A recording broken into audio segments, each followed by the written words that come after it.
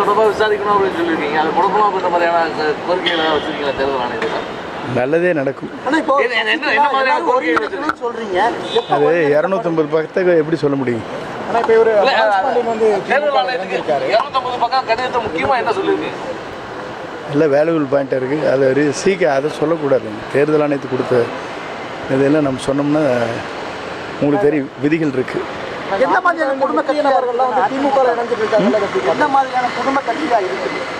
எல்லா கட்சியிலும் குடும்ப அரசியல் அப்படின்னு சொல்றீங்க. எந்த மாதிரியான உங்களுக்கு தெரியுமா நல்லாவே? நீங்களாம் போயிட்டு மீடியாவில் போயிட்டு தான் இருக்கீங்க. என்ன நடக்குது உங்களுக்கு தெரியுதா இல்லையா? நான் சொல்ல தேவையில்லை. பின்னணியிலிருந்து பாஜக இயக்குது அப்படின்ற மாதிரியான ஒரு வார்த்தை கருத்து. நான் கிட்டத்தட்ட 53 ஆண்டுகள் இருக்கிறேன். என்னை யாரும் இயக்க முடியாது தனிப்பட்ட முறையில். நீங்கள் ஒரு பூத்த அரசியல்வாதி, எல்லாத்துக்குமே உங்களுக்கு தெரியும். உங்களை மட்டும் நீக்கிறது எப்படி பார்க்குறீங்க? அவர்கிட்ட கேட்க வேண்டிய கேள்வி. நேற்று மனோஜ் பாண்டியன் அதிமுகவுடைய ஒரு எம்எல்ஏ அவரும் வந்து திமுக போய் இணைஞ்சிருக்காரு. எப்படி பார்க்குறது? அவருடைய விருப்பம். எல்லாம் நன்மைக்குன்னு சொல்லி கருத்து தெரிவிச்சிருக்காரு.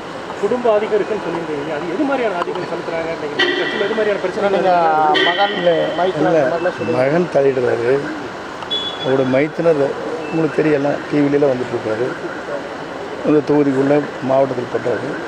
நீங்கள் மர்மம் பண்ணுறாரு. இப்போ நீங்கள் பார்த்தீங்கன்னா உங்களுக்கு தெரியும் அவருடைய எங்கெங்கே இயக்குறாங்கிறது வந்து நீங்கள் மீடியாவில் இருக்கிறது தெரியாதல்ல. அதுதான் அதை பற்றி சொன்னேன். அது எதனால் எப்படி கட்சியில் எப்படி எது மாதிரியான பிரச்சனைகள் உருவாக்குன்னு மூத்த நிர்வாகிகளுக்கு அது இடையூறாகுது. அதிமுக முக்கிய தலைவர்கள் ஒவ்வொருத்தராக போய் திமுக இணைஞ்சிக்கிட்டு இருக்காங்க. அதிமுக கரைஞ்சிக்கிட்டே வருதுன்னு பார்க்கலாமா? எப்படி போகிறது? அதை நீங்கள் தான் முடிவு செய்ய வேண்டும். ஆனால் இதுவரைக்கும் அங்கே அதிமுக எடப்பாடி பழனிசாமி அணியில் இருந்தவங்க யாராவது உங்க கூட பேசியிருக்காங்களா? ஏதாவது ஒன்று உங்களுடைய கருத்துக்கு ஏதாவது ஆதரவு தெரிவிச்சிருக்காங்களா? உங்க கூட பேச்சுவார்த்தை போயிட்டுருக்காங்க.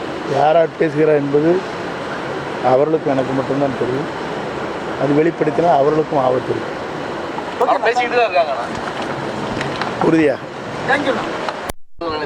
செங்கோட்டையனை பாஜக இயக்குகிறதா என்று செய்தியாளர்கள் எழுப்பிய கேள்விக்கு அவர் பதிலளித்திருக்கிறார். தான் 53 ஆண்டுகளாக அதிமுகவில் இருப்பதாகவும் தன்னை யாரும் இயக்க முடியாது எனவும் இன்னும் அதிமுகவில் பலருடன் அவர் பேசி வருவதாகவும் அவற்றையெல்லாம் வெளிப்படையாக பேசினால் அவர்களுக்கு அது ஆபத்தாக முடியும் எனவும் செய்தியாளர்களுக்கு விளக்கம் அளித்திருக்கிறார். இது தொடர்பான முழுமையான விவரங்களை பின்னர் வரும் செய்தி தொகுப்பில் பார்க்கலாம்.